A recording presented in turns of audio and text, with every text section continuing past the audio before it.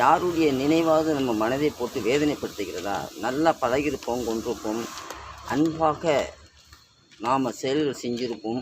ஒருவருடைய நட்பு புனிதமாக இருக்கும்போது அங்கே நம்மளுடைய அன்பு அதிகமாக செலுத்துகிறது. அந்த இடத்தில் நமக்கு தோல்விகளும் ஏமாற்றங்கள் அடையும் போது நம் மன வேதனை அதிகமாக ஆகுகிறது.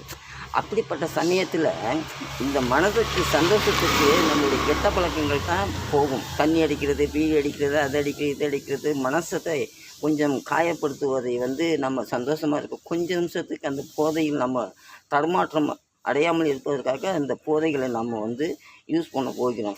அந்த மாதிரி நாம் எப்போவுமே இருக்கக்கூடாது.